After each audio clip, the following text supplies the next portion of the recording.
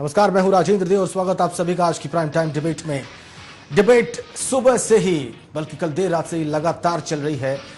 देश के जाने माने पत्रकार और स्टिंग ऑपरेशन के विशेषज्ञ माने जाने वाले तरुण तेजपाल पर एक खुलासे की। इसी महीने की शुरुआत में गोवा में एक कार्यक्रम था और उसका नाम था थिंक फेस्ट। जो कि तहलका मैगजीन के फाउंडर मेंबर हैं तरुण तेजपाल, वहां पे मौजूद थे और उनके साथ मौजूद थी वहां पर उनकी एक सहयोगी ने तहलका मैगजीन की मैनेजिंग एडिटर शोमा को एक मेल लिखा। उसमें यह कहा कि तरुण तेजपाल ने उनका यौन शोषण किया है। उधर यह मेल पहुंचा और इधर तरुण तेजपाल ने एक मेल से उसका जवाब दिया और न सिर्फ जवाब दिया बल्कि यह स्वीकार कर लिया कि हां, उनसे गलती हुई है और वो 6 महीने के लिए तहलका नहीं जाएंगे। 6 महीने के लिए वो संन्यास लेकर रखेंगे और ये उनके प्रायश्चित का तरीका होगा। इस प्रकार की बात कही और जैसे ही ये बात सामने आई, तहलका बच गया। तहलका में जो तहलका शुरू हुआ उसने तकरीबन पूरे मीडिया स्पेस को घेरा हुआ है। अभी हम डिबेट करेंगे और डिबेट करके ये समझेंगे कि क्या 6 महीने के लिए पेड लीव पर जाना इस समस्या का हल है और इस गलती का भुगतान पर्याप्त है। क्या इस प्रकार की जो दूसरी घटनाएं सामने आ रही हैं, जहां पे वर्क प्लेसेस में महिलाओं का यौन शोषण संबंधी रिपोर्ट्स एक के बाद एक आई हैं, जो जुडिशरी से भी जुड़ी हुई हैं, वो किस ओर इशारा कर रही हैं? ये तमाम बातें देश और समाज की किस दिशा की ओर हमको लेकर जा रही हैं, यही आज प्राइम टाइम डिबेट का विषय है। और इससे पहले कि मैं अपने तमाम डिस्टिंग्विश्ड गेस्ट से आपका परिचय कराऊं, ये रिपोर्ट देखिए पूरी बात समझने के लिए।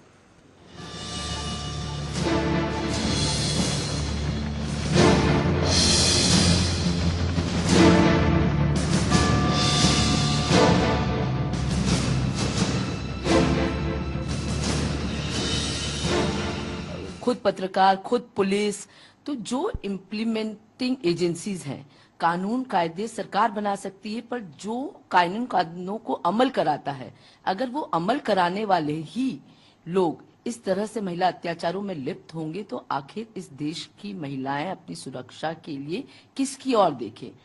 आज इस 21वीं शताब्दी में महिलाएं, हमारी युवतियां बाहर निकल चुकी हैं, पढ़ी लिखी हैं, वो देश में कुछ काम करना चाहती हैं, आगे बढ़ना चाहती हैं, पर ऐसे हादसे उनके आत्मविश्वास को डगमगा देते हैं। कहीं ना कहीं एक डर, एक खौफ उनमें आ जाता है। तो निश्चित ही चाहे कोई भी व्यक्ति हो, कानून से बड़ा कोई नहीं है। लगातार महिलाओं के साथ होता दुर्व्यवहार, महिलाओं की सुरक्षा के खोखले दावे, घर से लेकर ऑफिस तक हर जगह महिला असुरक्षित। जी हाँ, एक बार फिर घर की इज्जत एक महिला सरेआम शारीरिक शोषण का शिकार हुई है और कोई घरेलू महिला नहीं बल्कि खुद एक पत्रकार हैं और उसी के संपादक ने उस महिला पत्रकार को अपने हवस का शिकार बनाने की कोशिश की। आरोप के मुताबिक यौन उत्पीड़न की घटना गोवा में तहलका के थिंक फेस्ट के दौरान लगातार 2 दिन तक हुई। पीड़ित पत्रकार तेजपाल और तहलका के कदम से संतुष्ट नहीं हैं। उन्होंने कमेटी बनाकर यौन उत्पीड़न के खिलाफ आरोप की जांच की मांग की है। महिला संगठन और राष्ट्रीय महिला आयोग भी तेजपाल के खुद को सजा देने के कदम से संतुष्ट नहीं है और उनके खिलाफ पुलिस कार्रवाई की मांग कर रहे हैं। महिला पत्रकार ने नवंबर के दूसरे सप्ताह में मैनेजिंग एडिटर शोभा चौधरी को पत्र लिखकर अपने एडिटर इन चीफ तरुण तेजपाल के यौन दुर्व्यवहार की शिकायत की थी और आरोप की जाँच के लिए कमेटी बनाने की मांग की थी। लेकिन इस बार शोभा चौधरी जो भी दावे कर रही हैं, उससे पीड़िता संतुष्ट नहीं है। हालांकि शोभा चौधरी भी इस पर कुछ भी बोल पाने में समर्थ दिखी। Ma'am, again you're asking me questions. I am in touch with her. There are questions, Shoma. Did I say they are not? No. Did I say I wouldn't? wouldn't? Says I'm not satisfied. Then you have to. I do reply not to want to that. walk away from your camera because I am a journalist myself. Please understand. I am in touch with इतना her. बता सकती हैं, Shoma. The Now girl you're is going to force satisfied. me. Now you're going to No, force I'm me to not walk forcing away. you. पीड़ित महिला ने email में कहा है कि 7 नवंबर को होटल के लिफ्ट में तेजपाल ने मुझे अपनी ओर खींच लिया और किस करने लगे। पीड़ित महिला ने ईमेल में कहा कि 7 नवंबर को होटल के लिफ्ट में तेजपाल ने मेरे साथ बदतमीजी की। मैंने उन्हें मेरे पिता का दोस्त होने और पारिवारिक रिश्तों का हवाला देकर रोकने की बहुत कोशिश की, लेकिन मुझे लगा जैसे मैं किसी बाहरी आदमी के सामने गिड़गिड़ा रही हूँ। तेजपाल को जोर से धक्का देकर लिफ्ट रोकने की कोशिश की गई। लिफ्ट रोकने के बाद किसी तरह से मैं वहाँ से भाग निकली। इसके बाद भी मेरे पीछे वो आता रहा। अगले दिन रात करीब 8:45 बजे होटल के लिफ्ट में उन्होंने मुझसे फिर जबरदस्ती करने की कोशिश की। मैंने उनसे कहा कि मैं आपकी बेटी की बेस्ट फ्रेंड हूँ, ऐसा मत कीजिए। इस ईमेल में ऐसी भी हरकतें उस महिला ने बताई हैं जो उसके साथ उस लिफ्ट में हुई, उसका जिक्र हम यहाँ नहीं कर सकते। तरुण तेजपाल ने कहा है कि मैंने संबंधित पत्रकार से अपने दुर्व्यवहार के लिए पहले ही बिना शर्त माफी मांग ली है, लेकिन मैं महसूस कर रहा हूं कि यहाँ प्रायश्चित करने की जरूरत है, क्योंकि इसमें तहलका का नाम जुड़ा है और एक उत्कृष्ट परंपरा की बात है। इसलिए मैं महसूस करता हूं कि केवल शब्दों से प्रायश्चित नहीं होगा, मुझे ऐसा प्रायश्चित करना चाहिए जो मुझे सबक दे। इसलिए मैं तहलका के संपादक पद और तहलका के दफ्तर से अगले 6 महीने के लिए खुद को दूर करने की पेशकश कर रहा हूं। इसके बाद सूचना प्रसारण मंत्री मनीष तिवारी ने कहा है कि इस मामले पर अगर कोई प्रतिक्रिया बनती होगी तो हम जरूर देंगे।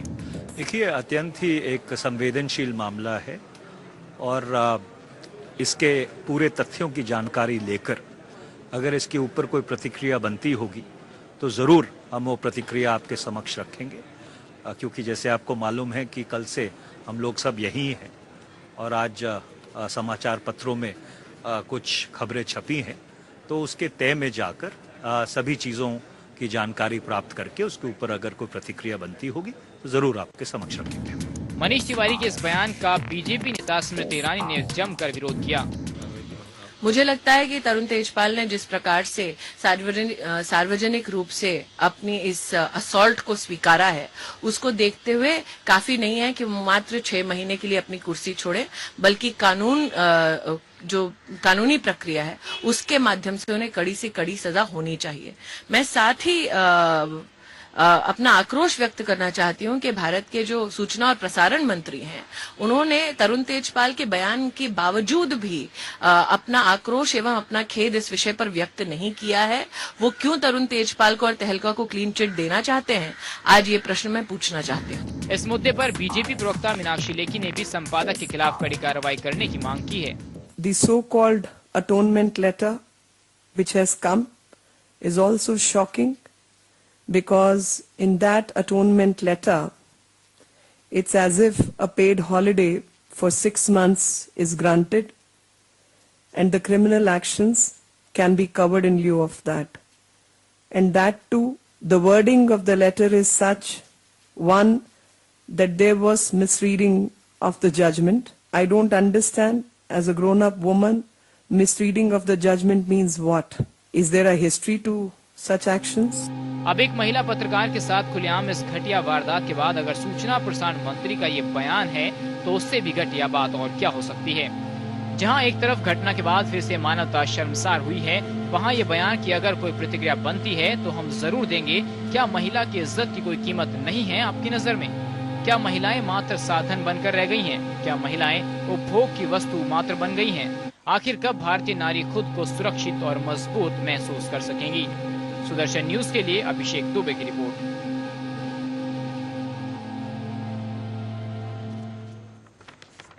कमाल की बात है, जो पत्रकार दूसरों को नैतिकता के आधार पर कई बार ट्रैप कर चुका हो, जिसके स्टिंग ऑपरेशन ने राजनीतिक दुनिया में खलबली मचा रखी हो, जिसके स्टिंग ऑपरेशन लगातार जनमानस में चर्चा का विषय रहे हो, वो खुद अगर ऐसे आरोपों में घिरता है और आरोप स्वीकार कर लेता है तो क्या किया जाना चाहिए? यह सवाल हम सबके सामने खड़ा है। यह सवाल इसलिए भी गंभीर हो जाता है कि यह काम करने वाला व्यक्ति इस देश को अपनी एक खास विधा से एक खास किस्म की रोशनी में तमाम चीजें दिखाता रहा है। ये कहां तक न्यायोचित है? हमारे साथ अनिल नरेंद्र, वीर अर्जुन के संपादक, हमारे साथ स्टूडियो में। बहुत स्वागत आपका सर। हमारे साथ अश्विनी दुबे, सुप्रीम कोर्ट के अधिवक्ता, स्वागत आपका अश्विनी जी।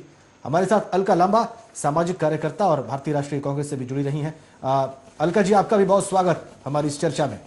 एक महिला होने के नाते धन्यवाद, और एक सामाजिक कार्यकर्ता होने के नाते और राजनीति से जुड़े होने के नाते मैं जानता हूं कि आप आउटरेज्ड होंगी, आपको अच्छा महसूस नहीं हो रहा होगा जब से खबर आपको सुनने को मिली होगी, लेकिन फिर भी यहां पे हम सुनना चाहते हैं और आपकी बात से इस बहस की शुरुआत करना चाहते हैं। देखिए, सबसे पहले जब मुझे भी इस बात का पता चला कि तहलका के संपादक जो बहुत एक नोन आदमी है तरुण तेजपाल ने इस तरीके का एक अपराध किया है, यकीन करना थोड़ा सा मुश्किल था कि जो दूसरों के राज को उजागर करते रहे, किस तरीके से वो अपना रोल मीडिया के अंदर प्ले कर रहे थे। एक विश्वास सा बना हुआ था जिससे लगा कि बहुत बड़ा विश्वासघात हुआ है। मैं यहाँ पर बहुत से प्रश्नों के साथ सबको छोड़ दूंगी कि एक शख्स अपराध करता है, उसके बाद वो आगे आकर कहता है कि हाँ मैंने अपराध किया है, अब मैं मान रहा हूं, इसलिए उसकी सजा भी मुझे ही तय करने दीजिए, और वो 6 महीने की पेट छुट्टी पर लेकर जो है इस्तीफा देकर चले जाते हैं। क्या हमारा कानून ये कहता है कि आप अपराध कर लीजिए और खुद ही मान लीजिए और उसके बाद खुद ही अपनी सजा भी तय कर लीजिए? या फिर दूसरी बात, मैं ये भी लोगों के बीच में प्रश्न रखना चाहती हूं, अपराध हुआ ये सबको मालूम है, उससे इनकार नहीं कर सकता कोई भी जब सरेआम अपराध होता है। मैं 16 दिसंबर की भी एक घटना के बाद उम्मीद कर रही थी कि बहुत बदलाव आएगा, कम से कम इस स्तर पे चीजें जाएंगी, ये तो उम्मीद ही नहीं कर रही थी। 16 दिसंबर में भी अपराध हुआ। मैं सिर्फ ये पूछना चाहती हूं कि वो सब अपराधी भी अगर माफी मांग लेते तो क्या हम उन्हें माफ कर दें? उनका क्या अपराध माफी के लायक था? दूसरी तरफ मैं कहती हूँ कि दोनों तरफ के लोगों से मैं पूछना चाहती हूँ, एक पीड़िता है और एक अपराध करने वाला है। पीड़िता भी अगर आगे आकर कहती है कि मुझे कोई केस ही नहीं करना, मुझे कोई लड़ाई नहीं लड़नी, मैंने माफ कर दिया, जिस तरह से एक जो केस हमारे सामने केरला के सांसद का भी आया, उसने कहा मुझे कोई कंप्लेंट ही नहीं करनी, मैंने माफ कर दिया। कई बार ऐसा होता है कि इसी केस में आप देखिए कि खुद ही आके मान लिया और अपना माफी मांग ली, काम खत्म हो गया।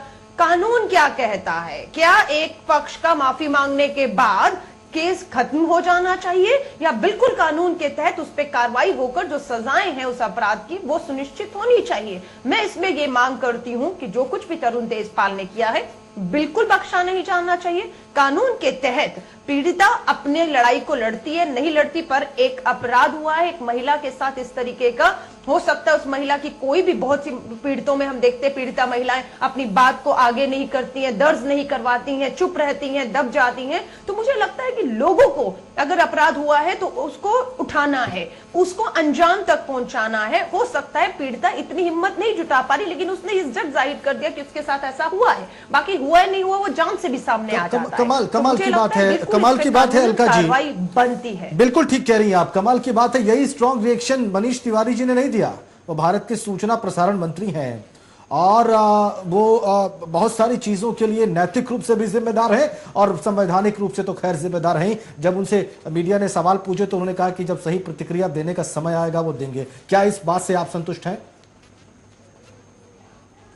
देखिए, प्रतिक्रिया मुझसे मांग रहे और मैं माफी चाहूंगी, प्रतिक्रिया के अलावा मैं कुछ कार्रवाई कर भी नहीं सकती क्योंकि मैं उस पोजीशन और ताकत में नहीं हूं। लेकिन मनीष तिवारी जी आज उस पोजीशन और ताकत में हैं कि वो बयान के बाद तो कार्रवाई भी कर सकते हैं, लेकिन उनको कार्रवाई से पहले बिल्कुल अपने आप को हर तरीके से जो है मजबूत, ठोस सबूत और पूरे आधार इकट्ठे करने। और मुझे पूरी उम्मीद है कोई भी बचाने की किसी को कोशिश नहीं कर रहा है, बिल्कुल उनका दायित्व है और वो करेंगे, ये मेरे को यकीन है। किसने क्या कहा, किन शब्दों में कहा, मुझे लगता है उसमें ना जाने से बेहतर होगा हम बिल्कुल इस केस को क्रिमिनल केस की तरह देखते हुए जो कार्रवाई बनती है वो हो, ये हम सबको जो है गोवा के चीफ मिनिस्टर कोई भी बचकर नहीं जा पाए, चाहे वो जितने मर्जी बड़े पद पर है या उसका जितने मर्जी बड़े। चलिए देखते हैं कि तथ्य कब तक जुटा लेते हैं सूचना प्रसारण मंत्री महोदय। मैं देखना चाहता हूं कब तक वो तथ्य जुटाकर जो है ठोस प्रतिक्रिया के साथ सामने आते हैं देश के। लेकिन अश्विनी, जुडिशरी में भी कुछ प्रकार की बात आई, उसके बाद इंक्वायरी बैठा दी गई। एक इंटर्न के साथ, एक लड़की इंटर्न जो अभी बेंगलोर में है, उसने एक ब्लॉग लिखा, उसके बाद दूसरा एक ब्लॉग आया, उसमें भी कहा गया कि हाव भाव ऐसे थे जजशिप के, जज महोदय के, जिससे ऐसा लग रहा था कि वो कुछ अनैतिक और अवैधानिक हरकतें करना चाहते हैं। वहां पर भी मामला आया और अब ये मामला संस्थानों में दुर्व्यवहार का महिलाओं के साथ एक के बाद एक चौंकाने वाला मामला सामने आ रहा है। सुओ मोटो अगर कॉग्निजेंस लेती है गवर्नमेंट और इनिशिएट करती है एक्शन, जैसा कि गोवा के मुख्यमंत्री ने कहा है और गोवा की पुलिस ने शुरू किया है, क्या इसका अंजाम क्या होगा, ये जांच कैसे आगे बढ़ेगी, वैधानिक रूप से हमें समझाएं। देखिए, दो चीजें हैं। जैसा कि अभी अलका जी ने कहा कि 16 दिसंबर की घटना के बाद जिस तरह से हमें लगा कि समाज में परिवर्तन होगा, देश में परिवर्तन होगा, महिलाओं को इज्जत की नजर से देखा जाएगा। पहले भी डिबेट में मैं ये बातें कह सका हूं और अभी भी कह रहा हूं कि सिर्फ कानून बना देने से किसी समस्या का समाधान नहीं होगा, उसके लिए सोच को बदलने की जरूरत होगी। रही बात सुप्रीम कोर्ट की बात आपने की, सुप्रीम कोर्ट के जज के खिलाफ जिस तरीके से suo motu cognizance supreme court ने खुद ही लिया अपने कुलीग के खिलाफ, वो भी एक काबिले तारीफ है कि एक दिन पहले कॉन्स्टिट्यूशन बेंच की जजमेंट आती है और वो जजमेंट नॉन कॉग्निजेबल और कॉग्निजेबल ऑफेंस को डिफाइन करती है और ये कहती है कि ये इस तरह के जो महिलाओं से रिलेटेड केसेस होंगे वो कॉग्निजेबल ऑफेंस में आएंगे और उसमें 3 साल से ज्यादा की सजा जिसमें भी होती है मैंने डिफाइन किया और उसमें कहा कि इनको अरेस्ट किया जा सकता है और इसमें तुरंत कंप्लेंट रजिस्टर होगी। माने इशारा कहीं ना कहीं अगर था तो महिलाओं के साथ दुर्व्यवहार की तरफ था। दूसरी बात, तरुण तेजपाल की बात, देखिए हर चीज के 2 पहलू होते हैं। तरुण तेजपाल का इतनी निडरता से बाहर आकर कहना कि मैं प्रायश्चित कर रहा हूं, यहां 2 बातें हैं, अपराध और अपराधी। अपराध करके अपराधी कभी उस बात को मानता नहीं है कि मैंने कोई अपराध किया है, क्योंकि उसका कोई आई विटनेस नहीं था, सिर्फ उस लेडी की स्टेटमेंट थी। लेकिन तरुण तेजपाल के एक पहलू की तारीफ यह करनी चाहिए कि उस आदमी ने आकर प्रायश्चित किया। मैं स्पोक्स पर्सन नहीं हूं, फिर भी मैं बता रहा हूं कि उसने कहा कि मैं गलती मानता हूं। अब कानून क्या सजा देगा उनके एडमिशन के बेसिस पर, क्योंकि उन्होंने खुद एडमिट किया कि मैंने यौन दुर्व्यवहार उस पीड़िता के साथ किया। नहीं, ये आपने पॉइंट उठाया। अलका जी नकार रही है इस बात को। मैं आता हूं आपके पास अनिल नरेन जी। अलका जी कुछ कहना चाह रही है। जावेद अख्तर ने भी इस बात की तारीफ की है। उन्होंने कहा कि एक पहलू, इसके 2 पहलू हैं। हाँ। देव यहाँ पर मिस इंटरप्रेटेड की बात नहीं है। मुझे नहीं मालूम है, अभी तक मैंने जितने भी पुरुषों को है उन्हीं को सुना है तरुण तेजपाल जी की जो है तारीफ करते हुए कि बहुत हिम्मत का काम किया, आगे आए, माफी मांगी, स्वीकार कर लिया। मुझे लगता है कि कोई कल 10 खून करके अब बाहर आके कहेगा, ये चोरी भी करके कहेगा, तो उसका कुछ जो अपराध है वो कम थोड़ी ना हो जाएगा या उसकी सजाएं थोड़ी ना आप माफ कर देंगे। आप जितनी मर्जी उनकी हिम्मत की दाद दीजिए कि हिम्मत दिखाई, पर उन्होंने जो अपराध किया है वो एक अपराध है और वो अपराध की श्रेणी में आता है और उसकी जो सजाएं हैं वो मिलनी ही चाहिए। यही सबक आने वाले लोगों में होगा। तो अभी भी कहीं ना कहीं बहुत बड़ी भूल और गलतफहमी में है, जो महिलाओं के शरीर को बहुत हल्के में लेकर कभी भी किसी भी तरह जो है छूने की हरकत कर देते हैं। नहीं तो अगर ये केस को आप माफ करेंगे बहादुरी बताकर, मुझे लगता है ऐसे बहादुरी के कारनामे करने के लिए बहुत लोग बैठे हैं, इस तरह की हरकत करेंगे, आएंगे और माफी मांगेंगे और चले जाएंगे और हम यही कहेंगे आपकी बात बिल्कुल ठीक है। और ये बात इसलिए भी और ज्यादा गंभीर हो जाती है होने के नाते मैं इस बहादुरी के तबके को स्वीकार नहीं कर सकता। आपकी बात बिल्कुल नहीं, कोई स्वीकार नहीं कर सकता, कोई स्वीकार नहीं कर सकता। मेरे ख्याल से अश्विनी जी भी स्वीकार नहीं कर रहे हैं इसको। हाँ, लेकिन वो एक पक्ष बता रहे थे। देखिए, मैं खुद एक संस्थान में हूं और एक विशेष दिशा का एक संपादक हूं और अभी आपके साथ मैं एक जर्नलिस्ट के तौर पे बात कर रहा हूं। मामला एक जर्नलिस्ट का है। अनिल नरेन जी बहुत ही वरिष्ठ पत्रकार हैं, संपादक हैं। सर, संपादक होने के नाते और एक संस्थान को जब आप दिशा दे रहे होते हैं, आपके साथ बहुत सारे युवा पत्रकार, चाहे वो पुरुष हो महिलाएं हो, साथ काम कर रहे होते हैं और आप इस प्रकार का व्यवहार करें, ये न सिर्फ उस संस्थान, उस पत्रकार, बल्कि ये पूरे पत्रकारिता जगत की गरिमा पर सवाल खड़ा कर देता है। मुझे समझ में नहीं आ रहा मैं इस पर क्या टिप्पणी करूं। राजेंद्र जी, आपने बिल्कुल ठीक कहा। सबसे पहले तो मैं बहुत शर्मसार महसूस कर रहा हूं कि हमारी बिरादरी से संबंधित इस प्रकार की घिनौनी हरकत हुई है। इसके लिए कोई भी जस्टिफिकेशन नहीं हो सकती किसी भी प्रकार की और इसको कंडेम करना चाहिए। पर मैं यहाँ पर यह भी कहना चाहता हूँ कि ऐसा हमारा इलेक्ट्रॉनिक मीडिया और प्रिंट मीडिया का समाज ऐसा नहीं है। इक्का दुक्का केस हो जाते हैं, पर मैं अपने महिला पत्रकार सहयोगियों को ये आश्वासन जरूर देना चाहूंगा कि वो इस प्रोफेशन से घबराए नहीं और ऐसी कोई बात नहीं। हैविंग सेड दैट, मुझे थोड़ा सा ये बात आश्चर्य की लगती है कि घटना 8 और 10 दिसंबर की होती है, 8 और 10 नवंबर की, और ये 10 दिन तक कोई कुछ नहीं कहता। कल से ही तो शुरू हुई है। बिल्कुल बिल्कुल। फिर पीड़ित महिला ने फॉर्मल पुलिस को कंप्लेंट नहीं करी। कभी वो कहती हैं कि मैं केस करना में इंटरेस्टेड नहीं हूं। तो ये क्या माजरा है, क्या है इसमें? पर तरुण तेजपाल जी एक्यूज्ड, जज, जूरी नहीं हो सकते। It is a crime against the state और स्टेट को इसका कॉग्निजेंस लेना होगा और कानून के तहत कार्रवाई करनी होगी। जी जी जी। मेरा तो मानना बड़ा स्पष्ट है कि ये बहुत दुर्भाग्यपूर्ण है कि एक खोजी सम्मानित पत्रकार ऐसी घिनौने कांड में शामिल पाया जाए, बहुत शर्म की बात। बहुत शर्म की बात है। अलका जी, आप कुछ रिएक्ट करना चाह रही हैं, मुझे पता है आपको कुछ कहना है, और अनिल नरेन जी की बात से आप पूरी तरह सहमत नहीं है। मैं आता हूं आपके पास, एक बहुत छोटे से ब्रेक का वक्त है। हम वो दोनों मेल्स भी आपको लगातार इस बीच में दिखा रहे हैं जो पीड़िता है उसने भेजा अपनी मैनेजिंग एडिटर को, और उसके बाद उस मेल के रिस्पॉन्स में अपनी गलती स्वीकार करते हुए जो दूसरा मेल भेजा तरुण तेजपाल ने, वो भी अपनी स्क्रीन पर आप लगातार देख पा रहे हैं। एक बहुत छोटे से ब्रेक के बाद वापस लौटते हैं और अलका लामा सुनते हैं कि वो अनिल नरेन जी की बात से कहां पर असहमत है। ब्रेक पर जाने से पहले वरिष्ठ पत्रकार अनिल नरेंद्र जी ने एक प्रश्न उठाया। उन्होंने कहा कि इस बात को डिफेंड नहीं किया जा सकता, लेकिन इतनी देर से शिकायत क्यों की पीड़िता ने? दूसरी बात, इसकी वो शिकायत पुलिस के पास क्यों नहीं कर रही?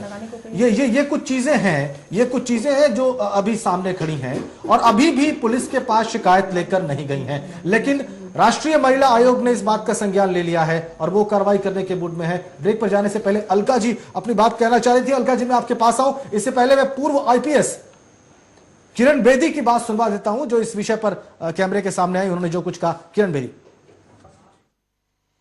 It's exposed reality. It's actually exposed reality across the board. And this is coming on the heels of complaints against a senior member of a judiciary, recently retired. See, you've had a senior member of judiciary, member of the bar, and now member of the media and the press. See, that is an indicative of the malaise and the disease which is in these high places. This is not tolerable. I think that's a big change. And as I said, they've come halfway, and the rest of the halfway lies in police sensitivity and judicial sensitivity with expedition. I think that's the key. हमारे साथ इस वक्त वरिष्ठ पत्रकार राहुल देव जी भी हैं। Sir नमस्कार और बहुत स्वागत आपका हमारी इस चर्चा में। जी नमस्कार। राहुल जी, ये जो कुछ भी सामने आया है, एक पत्रकार और आप कई सारे संस्थानों में संपादक रहे हैं, मैंने खुद आपके साथ काम किया है, ये तरुण तेजपाल की घटना पर आपकी प्रतिक्रिया और आपके विचार क्या है? पहली बात तो हम सब बहुत सदमे में हैं कि एक इतने प्रतिष्ठित सम्मानित पत्रकार की ऐसी हरकत सामने आई है। सबसे पहले इसकी निंदा, और मैं समझता हूँ कि एक वरिष्ठ पत्रकार के नाते, संपादक के नाते मेरी उनसे उम्मीद ये होगी कि वो हमारा कानून ऐसे किसी भी मामले में जो भी कड़ी से कड़ी सजा का प्रावधान रखता है, उसके लिए वो अपने आप को सहर्ष ईमानदारी से प्रस्तुत करें। जी जी राहुल जी, और मैं चीज जरूर कहना चाहता हूँ कि हम सबके भीतर और एक मनुष्य मात्र के भीतर एक जो पशु है,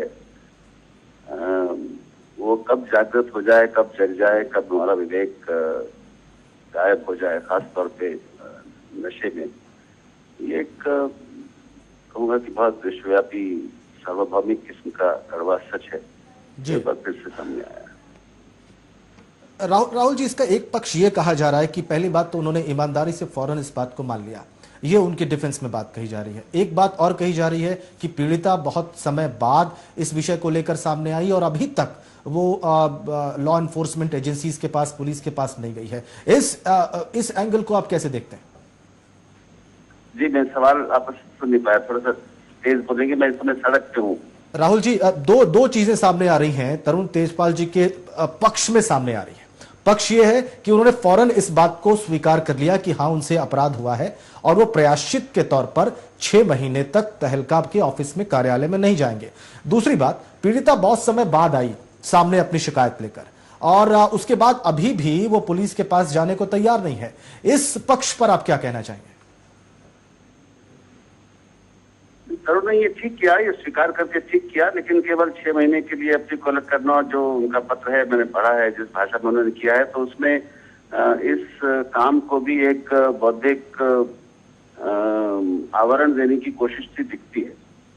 और उससे पहले उन्होंने क्या करते रहे हैं, किस तरह का माहौल बनाया, तहलका को किन मूल्यों के लिए खड़ा किया, वगैरह वगैरह, ये उन सब चीजों का कोई ज्यादा इसमें समय वो नहीं है, मतलब नहीं है।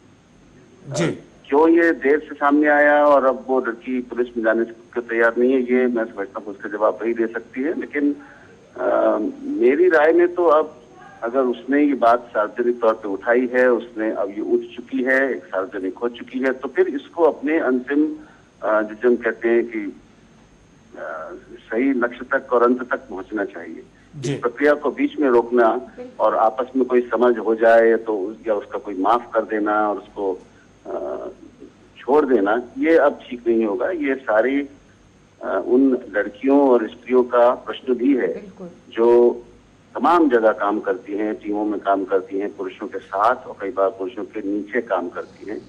और यहाँ पर एक पद की ताकत का इस्तेमाल, पुरुष होने के स्थिति का इस्तेमाल, वो जो हुआ है, जो इसका एक निजी नहीं लेकिन एक सामूहिक ज्यादा व्यापक अर्थ है और संदर्भ है, उनको देखते हुए इस पर अब पूरी सजा मिलनी चाहिए अगर वो सचमुच दोषी पाए जाते हैं जांच में तो।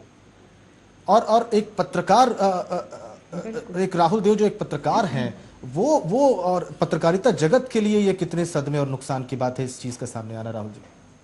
बहुत ज्यादा नुकसान हुआ है, इससे बहुत ज्यादा नुकसान हुआ है। एक बार फिर हम लोग पत्रकार के नाते भी, और जो सम्मानित पत्रकार हैं, संपादक हैं तरुण की, उन्होंने अपने काम से, अपने लेखन से बड़ी सम्मानित महत्वपूर्ण जगह बनाई है। उस सारे काम को, उस सारे परिश्रम को जो उन्होंने किया, उस सारी मूल्यबद्धता को जो उन्होंने दिखाई है और उनकी टीम ने दिखाई है, उन सबको एक बहुत बड़ा झटका लगा है। और इससे इन सारे मूल्यों में आम लोगों का, उनकी आस्था डगमगाती है, दिखती है। और एक मैं कहूँगा कि ये जो भी जीवन में अच्छा है उसके प्रति लोगों के सिनिसिज्म को बढ़ाएगी, एक ज्यादा नकारात्मकता पैदा करेगी। और कुल हमारे पूरी पत्रकारिता, हमारे व्यवसाय के लिए तो ये बहुत बड़ा झटका है। जी राहुल जी, बहुत धन्यवाद, और बहुत विस्तार में आपने जो है अपनी राय, अपने विचार रखे इस विषय पर। बहुत धन्यवाद हमसे बातचीत करने के लिए और इस डिबेट का हिस्सा बनने के लिए। वापस चलते हैं अलका लांबा के पास। अलका, आप जो आपने अभी राहुल जी की बात सुनी, वरिष्ठ पत्रकार हैं, थोड़ी देर पहले आप अनिल नरेंद्र जी की बात सुन रही थी। अनिल नरेंद्र जी की बात से आप बहुत हद तक सहमत नहीं थी। अलका, आप अपनी बात कह सकती हैं। मुझे खुशी है, राहुल जी खुद मीडिया से संबंध रखते हैं और उन्होंने मेरी बात का समर्थन किया है। लेकिन अनिल जी ने जो बात कही, मैं उन्होंने जो कहा उस पे कमेंट कर रही हूं, मैं अनिल जी पे कमेंट नहीं कर रही हूं। मैं उस सोच पे कमेंट करूंगी जिस सोच की वजह से आज तक लड़कियां जिनके ऊपर अपराध हो रहा था वो आगे आने की हिम्मत ही नहीं कर रही थी। आज तक कानून ऐसा नहीं था। अब बदलाव आया है कि कानून ऐसे बने हैं, मीडिया आगे आया है, महिलाओं ने हिम्मत दिखाना शुरू कर दिया है।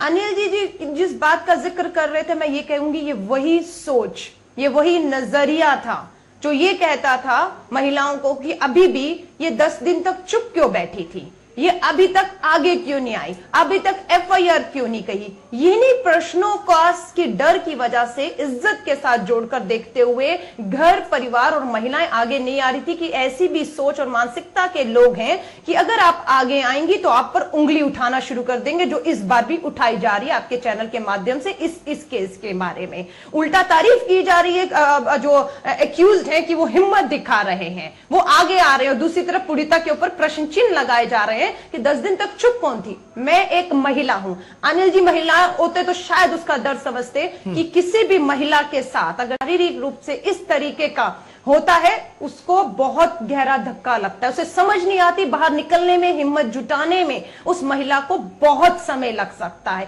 हर कोई महिला ताकतवर नहीं है कि अभी हुआ और अगले ही पल वो अपने आप को संभाल पाए और बाहर निकल के लड़ पाए कि मुझे छोड़ना नहीं है। बहुत कम महिलाएं हैं, लेकिन मुझे खुशी है महिलाएं हिम्मत जुटा रही हैं। और इस तरह की सोच के लोग जो हैं, जिन्हें ताकत बनकर खड़े होना चाहिए, ना कि प्रश्न उठाने चाहिए। और मुझे लगता है जब हम सामने वाली को सिर्फ एक महिला, एक औरत के तौर पे किसी दूसरे के शरीर के तौर पर देखते हैं। अनिल नरेंद्र जी रिस्पॉन्ड करना चाह रहे हैं। अलका जी, एक मिनट बात सुन लीजिए। मेरी बेटी अगर इस लड़की की जगह होती तो क्या मैं आपको ये अधिकार नहीं है? मैं आपकी बात पे ऑब्जेक्शन लेता हूं। बेटी से आप कास्ट कर रही हैं। यही प्रश्न करता। मैंने आपके एक बात को, सिंपल सी बात को पूछा है, क्यों एक हफ्ते महिला केस दर्ज कराने को तैयार नहीं है। हमारे घर ये आप इस बात को कैसे जस्टिफाई करेंगी? नहीं, आप ये गलत कर रही हैं। मैं बिल्कुल ऐसे बोले कर रहा, जरूर हुआ होगा, पर उसको हेजिटेशन किस बात की है? ना वो केस दर्ज कराने की तैयार है और ना उसके बाद ये कहने को तैयार है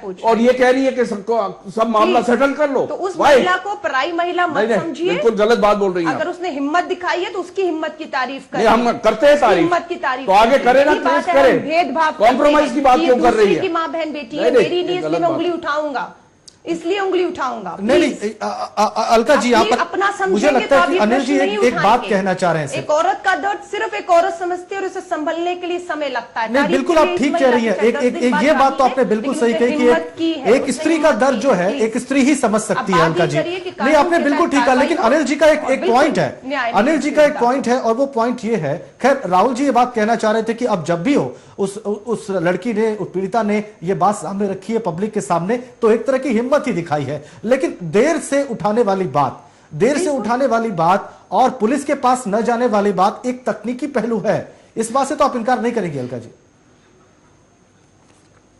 नहीं, मैं कह रही हूं एक महिला को हिम्मत जुटाने में समय लगता है।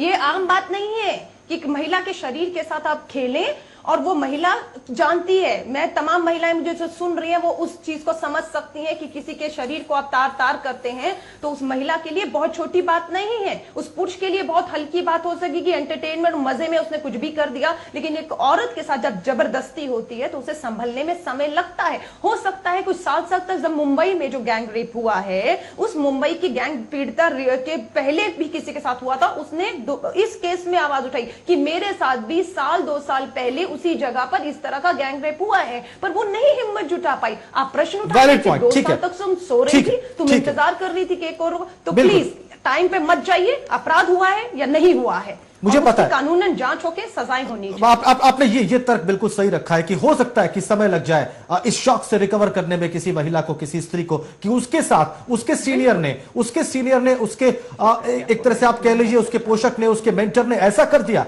ऐसा करने के बाद उस शौक से उभरने में उसे समय लग सकता है। अलका जी, मुझे पता है आपके पास समय कम है, आप चर्चा का हिस्सा बनी, आपने इस डिबेट में हिस्सा लिया। बहुत धन्यवाद अलका जी इस चर्चा का हिस्सा बनने के लिए। लेकिन इसी बीच में शबनम खान हमारे साथ जुड़ गई हैं, सामाजिक कार्यकर्ता हैं, उनके पास चलेंगे और उनसे बात करेंगे। और उसके बाद अश्विनी दुबे, ये बात डिफेंस आप भी रख रहे थे, ये तकनीकी डिफेंस जिसका बखूबी जवाब दिया यहां पर अलका लांबा ने। मैं आपके पास भी आता हूं। अलका लांबा ने क्या जवाब दिया वो उनका पहलू है, मैं क्या जवाब दूंगा वो मेरा पहलू होगा। बेशक मैं एक लॉयर होने के नाते जो हमारे देश की कानून व्यवस्था है, उस कानून व्यवस्था के मुताबिक जो जस्टिफिकेशन, क्योंकि अगर आपने लॉयर का पहलू जानना चाहा है तो एक लॉयर की हैसियत से, यहाँ पे पुरुष महिला, अलका लांबा का स्टेटमेंट अलका लांबा जाने, नरेंद्र जी का स्टेटमेंट नरेंद्र जी जाने, लेकिन मैं अगर लॉ के रिलेटेड बात करें तो जो देश की विशाखा जजमेंट्स है या भौरी देवी का केस है या जितनी भी अभी सुप्रीम कोर्ट की जजमेंट है या जो 16 दिसंबर के बाद उसका इंप्लीमेंटेशन हुआ, कानून में बदलाव हुआ, उसकी बात करेंगे, मैं बताऊंगा निश्चित तौर पर, मैं सजेशंस मैं उसमें दूंगा। पहले अब बाकी शबनम जी जुड़ चुकी हैं। शबनम जी की बात सुन लेते हैं। क्या ये तर्क देना उचित है या ये तर्क यहां पर नहीं बनता शबनम जी कि पीड़िता पत्रकार जो है, महिला पत्रकार जिसके साथ दुर्व्यवहार किया तरुण तेजपाल ने, वो कुछ देर से सामने आई और अभी भी वो पुलिस के पास औपचारिक रूप से जाकर अपराध जो उसके साथ हुआ है उसको बताने को तैयार नहीं। शबनम जी। देव जी, बात इसकी नहीं है कि कोई कितने समय बाद अपनी तकलीफ को कहने के लिए हिम्मत जुटा पाया या आगे आने की कोशिश की। तरुण तेजपाल जी भी कम प्रभावी व्यक्ति नहीं है। जो प्रभावी व्यक्ति होते हैं उनके खिलाफ आवाज उठाने में शायद थोड़ी देर लग सकती है, लेकिन अब जब सबके सामने केस आ गया है, जब सबको पता चल गया है कि उन्होंने किसी महिला का यौन उत्पीड़न करने की कोशिश की, तो आप सबको संज्ञान में लेना चाहिए इस चीज को। अब सबको इस पर काम करना चाहिए, ना कि इस तर्क वितर्क में फंसना चाहिए कि महिला का दर्द कौन समझेगा या पुरुष का दर्द कौन समझेगा। बिल्कुल हम संज्ञान में ले रहे हैं और सुबह से हमने इस विषय से प्रभावित होकर या इसकी गहराई को समझते हुए इसके प्रभाव को मैं तो कहना चाहूंगी कि धन्यवाद आप सब लोगों का, जो मीडिया ने इस बात को कम से कम बाहर लाने की कोशिश की। आज शायद आपके ही माध्यम से आप और हमारे जैसे लोग भी अवेयर हुए और ऐसे जो शायद कानों में पट्टी बांधकर बैठे रहा करते थे वो लोग भी अवेयर हो रहे हैं। और अभी दुबे जी आपके साथ हैं, वो जरूर बताएंगे कि कानून ये नहीं पूछता कि आप कितने समय बाद निकल कर बाहर आए और आपने क्या बात कहने में 10 दिन क्यों लगाए। आपकी तकलीफ थी, आप अगर 20 दिन भी बात कहती तो भी शायद कानून कहता है कि आप अपनी जो आपके खिलाफ इस तरीके की चीजें की गई हैं उसके खिलाफ आवाज उठा सकती हैं, कंप्लेंट दर्ज करा सकती हैं। और अभी गोवा के मुख्यमंत्री ने इस पर संज्ञान लेते हुए स्वयं इस पर काम करने के लिए कहा है। मैंने उनका बयान भी सुना कि उन्होंने कहा कि हमारे एरिया में हुआ है तो हम खुद इस पर संज्ञान लेंगे। जी बिल्कुल, अनिल आनंद जी। देखिए, अलका जी ने बात या तो मेरी समझी नहीं या जान के उसे घुमाया। मेरा कहना सिर्फ ये है कि महज आरोप लगाने से कोई आदमी कसूरवार। अरे वो खुद भी मान रहे हैं भाई साहब, नहीं, वो खुद भी मान रहे हैं। नहीं शबनम जी, मैं सिर्फ ये कह रहा हूँ कि इन्वेस्टिगेशन ऐसे मामलों की हम भी जांच यही होनी कह रहे चाहिए। हैं, हम भी यही कह रहे हैं और कि जांच इस होने तरीके के की बाद कंप्लेंट आई है सामने कानून के तो उसकी तहत सख्त से निष्पक्षता से सख्त जांच सजा होनी होनी चाहिए। हम लोग भी यही कह रहे हैं। वही तो कह रहा हूं मैं। अलका लांबा जी शायद महिलाओं के मर्म को आपको बताने की वो कोशिश ठीक कर है, रही थी। चलिए, वो उनका उनके व्यू मन में है। भी आपके लिए द्वेष नहीं था। मैं वो उनका अपना व्यू हो सकता है, मैं रिस्पेक्ट करता हूं, मैं उसकी इज्जत करता हूं। मैं सिर्फ ये कहता हूं कि भाई इसकी जांच कराओ। सिर्फ आरोप लगाने से काम नहीं बनता। आरोप रोज आए दिन लगते रहते हैं। यहाँ पर तो वो मान रहे हैं कि हाँ मैंने यौन उत्पीड़न किया है। देखिए, वो लॉ वो पता नहीं, ये तो बैठे हुए अश्विनी जी, वो बताएंगे। इसकी जांच करके फोरेंसिक सारी इंक्वायरी होगी, सर्कमस्टेंशियल इंक्वायरी हो, उसके बाद ABCD कोई भी हो, उसको कानून के तहत सख्त से सख्त सजा मिलनी चाहिए। यही आपसे आशा कर रहे हैं कि आप हमारे साथ खड़े होकर हम न्याय साथ हैं। दिलाने में काम करें, 100% ना कि साथ इसको हैं। महिला पुरुष वर्ग में बांटने की कोशिश करें। शबनम जी, नहीं, कहीं से कोई बंटवारा नहीं हो रहा है, कहीं से कोई बंटवारा नहीं हो रहा, लेकिन जब चर्चा होती है तो चर्चा के सारे पक्ष में देखने पड़ते हैं। चर्चा का वो भी पक्ष में देखना पड़ता है जिस पर शायद किसी की नजर न जा रही हो या कोई इस पर चर्चा न कर रहा हो, लेकिन इस बात से कोई इनकार नहीं कर सकता है। हाँ मैंने यौन उत्पीड़न किया, इसके लिए मैं 6 महीने की छुट्टी ऊपर जा रहा हूँ। हाँ बिल्कुल, ये इसी वजह से तो ये सारा बवाल खड़ा हुआ है शबनम जी। और उसका भी ध्यान रखना होगा। आइए से कुछ कानूनी पहलू अश्विनी दुबे से समझे। इससे पहले कि अश्विनी दुबे जी ये बताएं कि सुओ मोटो कॉग्निजेंस अगर कोई पुलिस या कोई राज्य सरकार लेती है और जांच आगे बढ़ाती है बगैर किसी कंप्लेन के, बगैर किसी शिकायत के, तो वो किस निष्कर्ष पर पहुंच सकती है? इस बहुत छोटे से ब्रेक के बाद। तहलके में तहलके की खबर ने हमें इतनी लंबी चर्चा को मजबूर कर दिया। जो कुछ भी पिछले कुछ दिनों में हुआ है उसे हम चर्चा करने को मजबूर हुए हैं, और इस खबर ने प्रभावित किया गोवा के मुख्यमंत्री मनोहर पारिकर को, चूंकि थिंक फेस्ट जहां पे सारा वाकया हुआ वो गोवा में ही हो रहा था। मनोहर पारिकर ने जो कुछ कहा, सुनवाई देते हैं। बोर्ड में ऐसे इंक्वायरी में सबसे पहला महत्व का ये है कि वो लड़की के, बिकॉज ये बॉडी क्राइम है, वो लड़की के खिलाफ हुई क्राइम है। मैं वो उसने जब तक उसके बारे में कंप्लेन नहीं करेंगे तो तब तक मैं प्रूव नहीं कर सकूंगा। इन्वेस्टिगेट कर सकता हूँ, लेकिन प्रूफ के लिए सबसे बड़ा जो जिस विक्टिम है उसने कहना चाहिए कि हुआ है, तो उसके बारे में प्रोग्रेस चालू है। We are trying to confirm. यहां पर तरुण तेजपाल जी वही तकनीकी पॉइंट कहते दिखाई दे रहे हैं जो अनिल नरेंद्र जी या फिर इससे पहले अश्विनी दुबे जी कह चुके हैं। बहरहाल उन्होंने सुओ मोटो कॉग्निजेंस लिया और कहा है कि हम मामले की जांच कर रहे हैं, और अगर ऐसा कुछ मिलता है, सीसीटीवी फुटेज मंगाई है गोवा पुलिस ने उस होटल के उस लिफ्ट की जहां पर तथाकथित रूप से यह वारदात हुई है। अब हम सुनवाई देते हैं आपको तहलका की मैनेजिंग एडिटर शोमा चौधरी को, जो कि इस सारे विवाद में मीडिया की आंखों में रही, चूंकि जवाब उनको देना था और दोनों मेल्स चाहे वो पीड़िता के हों या फिर तरुण तेजपाल के हों उनको ही लिखे गए थे। शोमा Bharti. I told you my priority is that the aggrieved journalist should feel that she has been done justice by. I'm being driven by what she wants. Please allow me the priority to attend to her first. To my understanding, she wanted an apology. It was given to her. He stepped down, which was not something she had asked for. It was over and above that. If today, as I understand from your channels, and she is still feeling aggrieved or she is not, she is disappointed by Tehelka's response, my primary duty is to her. I know you want much more out of it. Right now my priority is... ये थी शोमा Chaudhary, managing editor तहलका magazine की, और वो कह रही थी कि ऐसा उनको लगता है कि उसने, पीड़िता ने माफी मांगनी चाहिए, वो उसको मिल गई है, लेकिन अगर आप लोग ये कह रहे हैं कि वो इससे ज्यादा कुछ चाहती है तो उस मामले की हम देखभाल करेंगे, उनकी मुसीबत समझी जा सकती है। उस एडिटर है मेंबर आरोप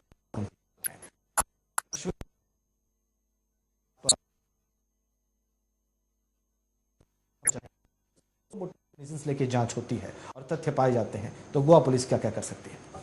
देखिए, पहली बात तो यह है कि जैसा मनोहर पार्कर जी का भी स्टेटमेंट आया, उन्होंने कहा भाई जिसके साथ हुआ है, अनलेस कि वो आकर पर्सनली इन्वेस्टिगेशन का पार्ट बने, कंप्लेंट दे, इन्वेस्टिगेशन में सहयोग करे, हम नहीं कर सकते। स्टेट के अगेंस्ट क्राइम है, लेकिन स्टेट के अगेंस्ट क्राइम ऐसा है कि जब तक कंप्लेनेंट इन पर्सन नहीं आकर अपनी कंप्लेंट देता है तब तक हम उसमें नहीं कर सकते हैं। बहरहाल हम सीसीटीवी फुटेज मंगा रहे हैं, हम देखने की कोशिश कर रहे हैं, लेकिन उसके बाद भी अभी तक कोई फॉर्मल कंप्लेंट नहीं आई है। और फॉर्मल कंप्लेंट नहीं, क्योंकि हमारे देश का कानून ऐसा कहते हैं कि आंखों पर पट्टी बंधी होती है। तो फॉर्मल कंप्लेंट नहीं आने की स्थिति में हम चाहे लाख बयानबाजी कर लें, जो भी कर लें, न्यायालय की परिधि में न्यायालय अपने आप से सजा नहीं सुना सकते, क्योंकि न्यायालय, जैसा शबनम जी बहुत बखूबी समझती हैं कि अगर देखें हम तो न्यायालय उन तथ्यों की तरफ गौर करेगा, कंप्लेनेंट की स्टेटमेंट की तरफ गौर करेगा, सर्कमस्टेंशियल एविडेंसेस को देखेगा और यह देखेगा क्या कंप्लेनेंट ने पुलिस को और कोर्ट को इस बात से रूबरू करवाया, तभी किसी डिसीजन पर पहुंचेगा। हम आप लाख शोर मचा लें, कुछ भी कर लें, तो काफी नहीं है। और तरुण तेजपाल का जो स्टेटमेंट है, हां मैंने किया, वो भी तब तक प्रूफ नहीं माना जाएगा कोर्ट ऑफ लॉ में जब तक कि कंप्लेनेंट इन पर्सन ना आए। बहुत सारी गाइडलाइंस हैं, सुप्रीम कोर्ट जज के खिलाफ भी अभी आपने देखा कि कुछ आरोप लगे, उसमें सुओ मोटो कॉग्निजेंस लिया, मनोहर पार्कर ने सुओ मोटो कॉग्निजेंस लिया। 16 दिसंबर की घटना के बाद पूरे देश का कानून बदला। बहुत सारे और ऐसे, मुंबई की घटना आई जो उसमें उस 16 दिसंबर के बाद जो कानून चेंज हो वो उसमें पहला माना गया। निश्चित और विशाखा की गाइडलाइंस है, परंतु प्रश्न यह है कि अगर ऐसा कुछ हुआ है तो निश्चित तौर पर मानवता को तार तार करने वाला है, परंतु हमें इस देश की कानून व्यवस्था को भी समझना होगा कि जो लॉ ऑफ लैंड है वो कहता है कि कंप्लेनेंट को कंप्लेंट इन पर्सन देनी चाहिए। सुप्रीम कोर्ट भी कहता है, देश भी कहता है, और शबनम जी भी एग्री करेंगे, नरेंद्र जी भी करेंगे और आप भी करेंगे। नहीं, मुझे मेरा आपसे प्रश्न है कि अगर इस जांच में, सीसीटीवी फुटेज में गोवा पुलिस को कुछ क्रेडिबल एविडेंस मिलते हैं कि जबरदस्ती यौन शोषण करने की कोशिश की गई और किया गया उस पीड़िता का, तो क्या करेगी पुलिस? तो निश्चित तौर पर ऑफेंस रजिस्टर होगा, और जो ऑफेंस मोलेस्टेशन का बनता है वो मोलेस्टेशन का ऑफेंस रजिस्टर होगा। उसके बाद जो उसमें सजा का प्रावधान होगा वो सजा पहले नहीं देंगे, बाद में देंगे। उसमें एफआईआर रजिस्टर होगी, उनको हिरासत में लिया जाएगा, बेल पर छोड़ा जाएगा, लेकिन उस सबसे पहले फिर वही मैंने कहा कि देश की व्यवस्था के मुताबिक फॉर्मल कंप्लेंट का आना फिर भी जरूरी है। मतलब उसके बगैर फॉर्मल कंप्लेंट अगर ये महिला नहीं करती है जी, तो उसके बगैर एविडेंस मिलने के बाद भी गोवा पुलिस सजा नहीं दे पाएगी। कौन प्रूफ करेगा उसको? अदालत में कौन होगा कि मेरे साथ एग्रीव्ड पर्सन कौन होगा? ये ऑफेंस है, सीसीटीवी फुटेज आएगा, लेकिन वो प्रूफ कोर्ट में कैसे होगा? मात्र तरुण तेजपाल का कह देना मैंने गलती की है, फिर भी कंप्लेनेंट की बयान पर ही तो एफआईआर रजिस्टर होगी। एफआईआर कैसे रजिस्टर होगी? एफआईआर में तो लिखा जाएगा कि कंप्लेनेंट ने, वादी ने यह इस आशय की कंप्लेंट दी। शबनम जी, मैं शायद इस बात को आप भी बखूबी समझ रही है, फॉर्मल कंप्लेंट का होना यहां पर जरूरी है। ये हमारे देश की कानून व्यवस्था कहती है। जब तक इसमें बदलाव नहीं होगा तब तक मुझे लगता है कि इस ऐसे पहलुओं पर सजा नहीं हो सकती है। बहरहाल ऑफेंस बड़ा है और निश्चित तौर पर एक ऐसा पहलू उजागर हुआ जहां तक यह माना जाता था तरुण तेजपाल इस देश के एक ऐसे पत्रकार हैं जो देश में नहीं विश्व में उन्होंने नाम कमाया है, पत्रकारिता जगत को एक नई दिशा दी है। क्या पहलू है? लॉयर होने के नाते मैं नहीं कहूंगा, लेकिन मीडिया रिपोर्ट्स को देखकर यही लगता है कि अपराध छोटा नहीं है। बहरहाल कंप्लेनेंट का जब तक बयान नहीं आता तब तक कुछ भी। शबनम जी, अगर वो आगे नहीं बढ़ती है पीड़ित पत्रकार, और अब वो इस माफी से या जो कुछ भी अभी चल रहा है उस मैगजीन के और ऑर्गेनाइजेशन के अंदर, उससे वो आगे नहीं बढ़ती है और आगे कुछ नहीं कहती है, कोई औपचारिक मुकदमा दर्ज नहीं करती है पुलिस के पास जाके, तो जैसा कि अश्विनी जी कह रहे हैं ये ओपन शट केस है, खत्म हो जाएगा, ये बात आगे नहीं बढ़ेगी, ये स्थिति कैसी होगी? देव जी, मुझे लगता है कि अभी जो मैंने और अपने माध्यम से जानकारी एकत्रित की है, वो लड़की ने शायद इनके अगेंस्ट जी, और काफी खोलकर उसने अच्छे से बताया है कि किस तरीके से कहां पर वो हरेसमेंट किया गया और कहां से वो अगले दिन भी किस तरह से हरेसमेंट किया गया, ये सब चीज उन्होंने बताई है। क्योंकि अभी तहलका के पूर्व अधिकारी भी मेरे साथ थे, उन्होंने भी मुझे जानकारी दी कि हाँ लड़की कंप्लेंट दर्ज, अगर दर्ज करा दी है सबके सामने है तरुण तेजपाल जी भी खुद बयान दे रहे हैं कि हाँ मैं छुट्टी पर भी इसीलिए जा रहा हूँ। लेकिन देव जी, मुद्दा यहाँ पर ये नहीं है कि वो लड़की अब सामने आ पाएगी या नहीं। मुद्दा यहाँ पर यह है कि तरुण तेजपाल जी जैसा व्यक्ति जो खुद देश हित में इतने बड़े बड़े खुलासे किया करता था लोगों के, अगर वो भी महिलाओं के प्रति सोच ऐसी रखता है तो ये बड़ा दुखद है। और यहाँ पर हमें जरूर एक ऐसा कदम उठाना होगा जहां इस तरीके के लोग, चाहे वो अपने प्रभाव में आके महिलाओं का शोषण कर रहे हैं, चाहे वो किसी और चीज में आकर अपने दबदबे में आकर कुछ ऐसा करने की कोशिश कर रहे हैं, लड़कियों का शोषण कैसे बंद होगा इस पर काम करने की जरूरत है। बाकी अश्विनी जी ने बताया ही है कि किस तरीके से कानून अपना काम करेगा, तो कानून को अपना काम करने देना चाहिए। और आप और हमें अब जो कड़े कदम उठाने हैं, जैसे तरुण तेजपाल जी जैसे और पता नहीं कितने तरुण तेजपाल होंगे जो इस तरीके की लड़कियों का शोषण कर रहे होंगे, बिल्कुल इन पर कड़ा शिकंजा कसा जाना बहुत जरूरी है। ये बड़ा सवाल है कि ऑफिसेज में, संस्थानों में जब कोई बड़ा पद पर बैठा व्यक्ति इस प्रकार की हरकत कर दे और उसकी सबऑर्डिनेट जूनियर कोई लड़की हो, वो कुछ ज्यादा प्रतिरोध न कर पाए क्योंकि सामने वाला व्यक्ति तो बहुत बड़ी हस्ती है, वो उसका मेंटर है, उसका गाइड है। खिलाफ आवाज उठाना भी बहुत बड़ी ताकतवर लड़की कर पाएगी ऐसा काम। बिल्कुल। देखिए, मैं शबनम जी की बात से पूरी तरह सहमत हूँ, पर सवाल ये है कि जैसे अश्विनी जी ने कहा, ये सिर्फ कानून बनाने से बात नहीं बनेगी। हमारे को समाज में, चाहे वो मीडिया में हो, चाहे वो बाकी ऑफिसेज में हो, ये प्रॉब्लम्स पूरे देश की है और पूरे समाज की भी है। तो हमें ये समाज की मानसिकता बदलनी चाहिए पड़ेगी। कानून कड़ा होगा, सजा मिलने लगेगी तो मानसिकता में भी बदलाव आने लगेगा।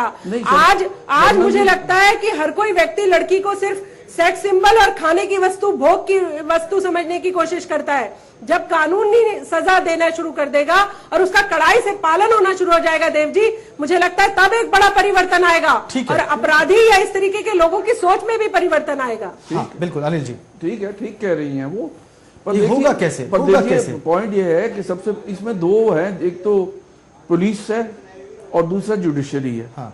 16 दिसंबर का केस था। हाँ। इतना हाई प्रोफाइल केस बन गया था, सारे देश में हाहाकार मच गया। आज नवंबर हो गया और अभी हाई कोर्ट में वो मामला चल ही रहा है। मुझे नहीं पता कितना टाइम और लगेगा सजा दिलवाने में। तो क्या बदला है? अगर हम देव जी, एक बदलाव तो जरूर आया है कि लड़कियां अपनी आवाज उठाने लगी हैं और यही परिवर्तन एक बड़ा बदलाव लेकर आएगा। वो सामाजिक बदलाव भी होगा और वो कानूनन में भी, जो हम कानून के प्रति नजरिया रख रहे हैं कि शायद लचीला था, उसमें भी आपको सख्ती देखने को मिलेगी। लड़की, आप देखिए, एक 16 साल की लड़की अगर आसाराम बापू जैसे ताकतवर आदमी के खिलाफ खड़ी हो सकती है, तो आप देख रहे हैं कि अब लड़कियों ने अपनी आवाज बुलंद करना शुरू कर दिया है। एक बड़ा परिवर्तन तो जरूर आया दामिनी गैंगरेप के बाद। ठीक है, ठीक बात है, मैं सहमत हूं इससे, आई एग्री। अश्विनी जी, एक वकील होने के नाते आप बहुत सारी ऐसी चीजें देखते होंगे अपनी प्रैक्टिकल लाइफ में जिसमें आपको लगता होगा कि बात पीड़ित सही कह रहा है, लेकिन शायद कोर्ट में इसको प्रमाणित करने के लिए उतने प्रमाण हमारे पास नहीं है। ऐसी स्थिति इस प्रकार के मामलों में कभी कभी बहुत ज्यादा बन जाती है जहां पे यौन शोषण की बात होती है। ऐसे मसलों में क्या रास्ता आगे निकलता देख रहे हैं?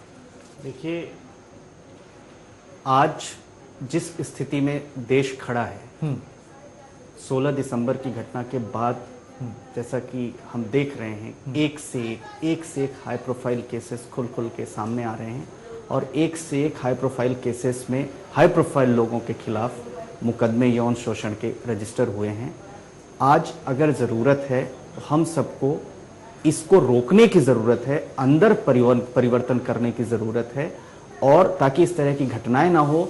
न्यायालय में अगर हम देखें तो न्यायालय की व्यवस्था के मुताबिक हमें न्यायालय के मुताबिक ही चीज़ों को प्रूफ करना होगा, न्यायालय के मुताबिक ही एविडेंसेस को लाना होगा, तभी दोषी को सजा मिल पाएगी।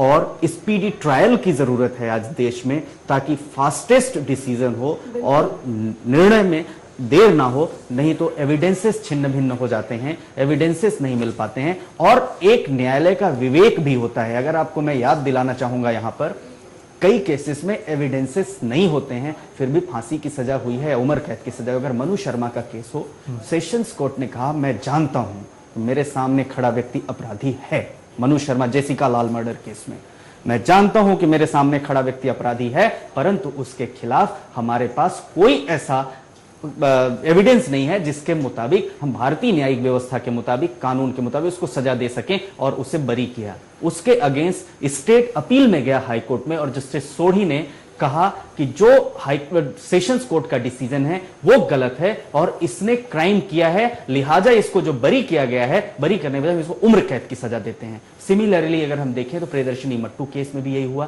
नीचे की कोर्ट ने बरी किया क्योंकि एविडेंस नहीं थे, हाई कोर्ट ने किया। हाई कोर्ट्स के पास विवेकाधिकार। चलिए, आपने लगातार उदाहरण समझाया, समय समाप्त है, लेकिन ये बड़े एनकरेजिंग उदाहरण है, बड़े उत्साहवर्धक उदाहरण आपने दिए, और इन उदाहरणों को सुन के ऐसा लगता है कि इस प्रकार की स्थिति के बाद भी हम शायद दोषियों को सजा दे पाए और समाज में एक व्यवस्था काम कर पाए, नारी का शोषण रोक पाए, चाहे वो किसी भी स्तर पर हो, चाहे वो कोई पत्रकार हो, चाहे कोई वकील हो या कोई मामूली लड़की हो, इससे फर्क नहीं पड़ता। हर वो कोशिश की जानी चाहिए, हर वो बात होनी चाहिए जिससे कि इस प्रकार के शोषण के अपराध करने वालों को बख्शा न जाए। बहुत धन्यवाद शबनम खान, चर्चा में हिस्सा लेने के लिए। अनिल नंदन जी आपका भी, और अश्विनी दुबे आपका भी। देखते हैं कि गोवा पुलिस क्या ढूंढ के निकालती है, देखते हैं कि यह विषय आगे कैसे बढ़ता है। हम इस स्टोरी को ट्रैक आगे भी करेंगे। जय हिंद।